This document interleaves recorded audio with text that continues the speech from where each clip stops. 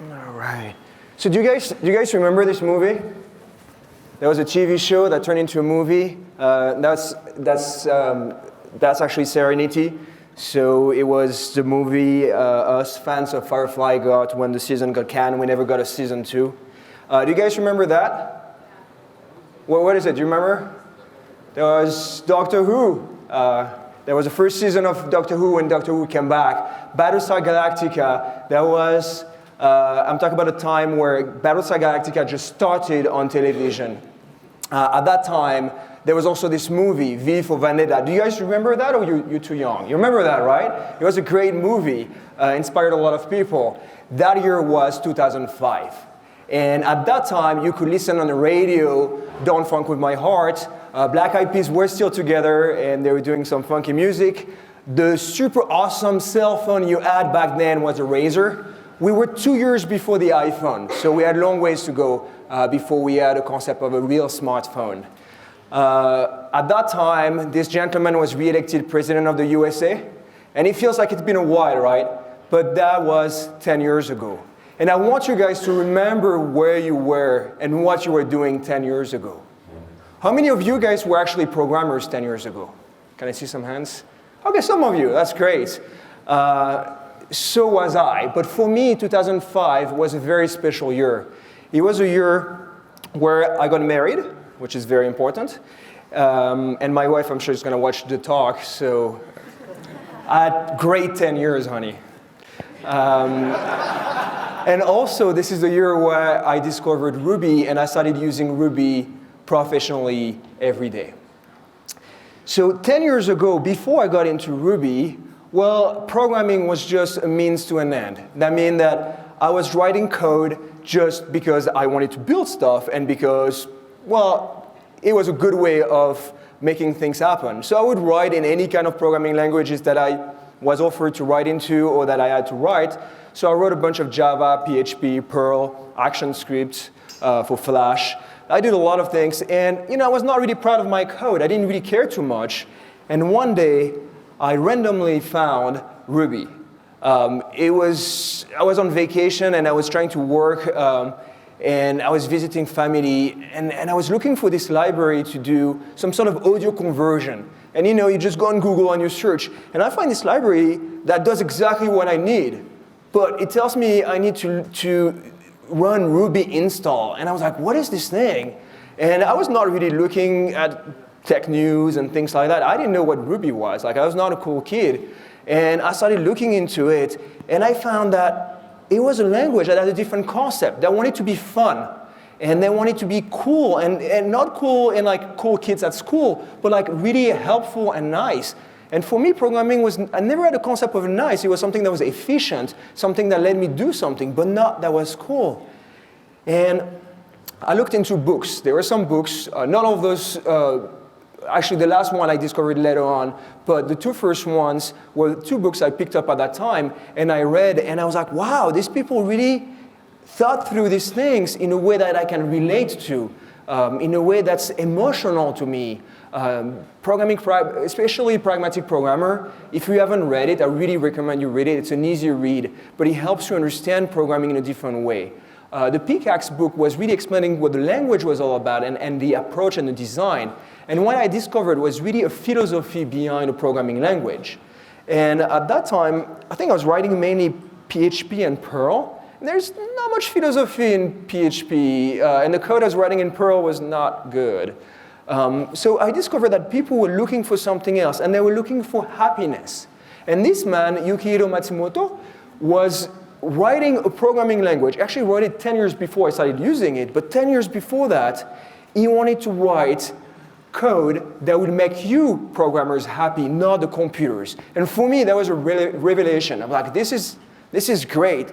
So I got online, and then just a few weeks after that, it was really, there was just a few weeks after, I found this video that was recorded in Brazil. All right, well, so this is the video that DHH was showing how to use Rails. So if you've never seen it, you should Google it. This was the first demo, was generating an application and editing the code.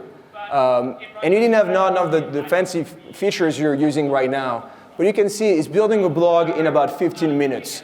And it's just opening the files, and it still looks pretty familiar. You guys probably recognize some of that code. And I was like, wow, this guy just wrote an entire blog engine in just a few minutes. That's pretty cool. I was also excited about the editor he was using. I was using TextMate, and it was kind of a new thing for me, coming from a Windows machine. I was like, wow, I need to get a Mac just to use TextMate, which is kind of, well, maybe not very smart for me, but I got really excited. Let's see if I can. All right. We try to resume. All right, so what I discovered in this community and watching this video and reading more about Rails and all the people who were starting using Rails is that we had a lot of values that we were sharing. We shared the same approach to a lot of problems, or at least I discovered a lot of things that I valued in the way they approach things. There were things like conventions over configuration. In Java, you had to write all these long XML files of configurations. In Rails, it was just working right away. They were trying to help you not repeat yourself, to keep it simple. They cared about testing, which, in PHP and Perl, testing was not really a thing. And I was like, wow, you have all these things. I'm very excited about this technology. And I really got into the Ruby language, and I also found a community. Really quickly, I found a group of people. We were on IRC, and I had to explain to somebody yesterday what IRC is. So it's like Slack, but ugly and free and distributed. So we had this channel where we imagine a Slack channel, and everybody was there, and people were there 24/7. We had people like Sebastian, who was in Venezuela, or maybe he was in New York already. We had people in Germany, we had people in California, we had people everywhere. So there was always a community there 24/7. And I would go online, and I would show them the code I would write, and then they would show me some other stuff, and there was a discussion. And I'm like, man, this is the best thing ever. We also had really awesome people who organized conferences. So these are the three people who started Ruby Central: David Black, Rich Kilmer, and Chad Fowler. And they organized conferences for us to go to when there were maybe 30, 50, 100 people going, but they organized these things. Also, these two guys, they wrote Ruby Gems, a way of organizing your library so you could more easily find them and share them. We also had fun guys. We had people who were kind of trying to make things more fun. And hi, I'm Ruby on Red, and I'm Java. What do you got there, Java? Oh, I was just getting my jars together for my full-stack web development framework. Got some Java Bean, Spring, Tapestry, Hibernate. Wow, pretty thorough. Well, yeah, just got to get all that together, add a few hundred lines of XML configuration, and compile it all. Then I'll be ready to go. Wow, that's a lot of stuff. Well, I don't like to brag, but I am an enterprise-class web development framework. Don't you have to do all that stuff? Actually, Ruby on Rails is a full-stack web framework out of the box. So I can just jump right into creating websites. You mean no jars? No. We don't have jars, but we have a bunch of gems. So this video is kind of funny because things have changed since then. But we were not taking ourselves too seriously. There were a lot of jokes. There was a lot of things going on. We also had some crazy people, crazy and creative people who were trying to change the way we were looking at code and the way we were looking at life. We also had extremely knowledgeful people. This is Guy Decou, who passed away in 2008, and he was the person who probably knew the most about Ruby after Mats. There was also Jim, who also loved to share his knowledge of everything. And unfortunately, Guy, Jim, and a bunch of others left us too soon.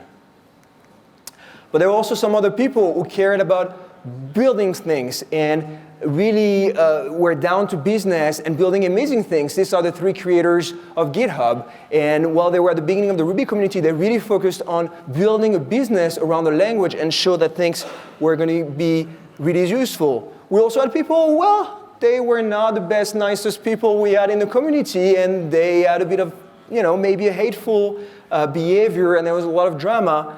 But this was my community, and I loved it. We were not perfect, but there is something special to the Ruby community. Of course, nothing like that would have happened without people like DHH, who created Rails, and without Rails, Ruby would not be where it is right now. But behind him, there were also a lot of other people that you might not know about. As an example, there were too many to put on slides. This is Thomas, and Thomas wrote Prototype.js, or he worked on it, and Scriptaculous, which was when you started in Rails at the beginning, you have this fancy effect. You didn't have to write any Ajax or JavaScript, and you could do inline editing, and you click on a button, and they will disappear. And back then, nobody really wanted to write JavaScript, and that was amazing. So a lot of these people came together. There's also people that you might not know, like Nobu, who is writing most of the Ruby code. So most of the Ruby MRI, so the engine, has been written by Nobu, and most people don't even know about him. There was also Koichi Sasada. That's not really him, but that's the first picture I found when I Googled it, so I thought it was great. So Koichi wrote YARV, the runtime for Ruby 1.9, and worked on the generational GC for Ruby 2. He did a bunch of things. The reason why Ruby is faster now than it used to be has a lot to do with this guy, well, the real guy. But of course, there are some people who did not really like Rails, and they were saying Rails doesn't scale. They were saying there's a lot of problem with Rails, and well, sometimes they were right. Things didn't go always very well for people who were using Rails. I remember DHH was restarting, I think it was Basecamp 500 times a day at the beginning. But things got much better because a lot of people came together. And some people came with another approach, and they said, you know what? I'm going to create an alternative version of the implementation of Ruby. And we had Rubinius, JRuby, MacRuby, IronRuby, Maglev, and there were a bunch of other ones, like you probably never heard of Hot Ruby. I think it was Ruby running on Flash. That was like some really cool stuff that people were doing. And we had amazing tools. Capistrano was, and is still, a very good way of distributing or deploying your code. People still use it. We had people working on tests. This is David Shilimsky and Aslak. David wrote RSpec, and Aslak wrote Cucumber. So they really cared a lot about creating better ways of testing your code. And they shared all of that. We had new web frameworks. Blake here wrote Sinatra, and Ezra wrote Merb. We had people writing tools, like here, this is Yehuda and Carl writing Bundler, which helps you organize all your dependencies. And finally, we had new heroes that emerged.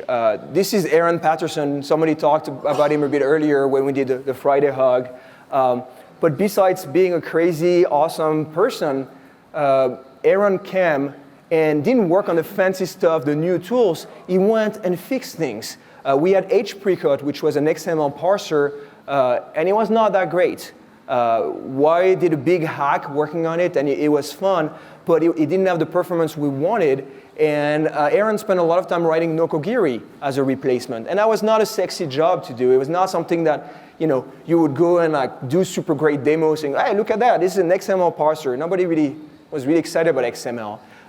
He joined the Ruby team to work on Ruby core and MRI to improve things. He joined the Rails team and spends a lot of time debugging, finding issues with memory allocations, objects that should not be allocated, and improving things so all of us can do our jobs, and we can make a lot of money through our jobs when he's cleaning up the things for us. So we have a lot of these new people coming and changing the community. There are too many people to talk about them. I have a list of people that helped me, that affected my life, and have done so much for the community, and I just want to thank them. I'd like you to clap with me to thank them and thank everybody who's been part of the community, because we don't do that enough. So, thank you.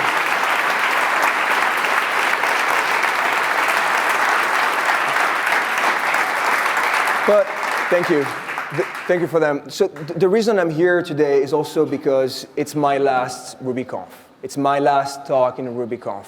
I'm leaving the community, and I just wanted to thank everybody for all the work they've done and all the pleasure that I've had to be part of this community for 10 years. But I was sharing that with some of the people, and they told me, oh my God, this is the end of an era. That's it. All these non-Rubists are leaving. We have people like Steve Klapnik going into Rust, Yehuda Katz also, and you're going into Go. Evan Phoenix is going into Go. Jose Valim is doing his own language. Like this is the end. But first, I want to remind to everybody that when a plant grows, you can see the top of the plant, but you don't know that they are roots. And even though people like Steve and myself are moving towards other communities, our roots will still be in the Ruby community. We will never forget the time we spent here and how it affected us as programmers. So as I was sharing that with somebody here a couple days ago, they told me, well, but is Ruby dead?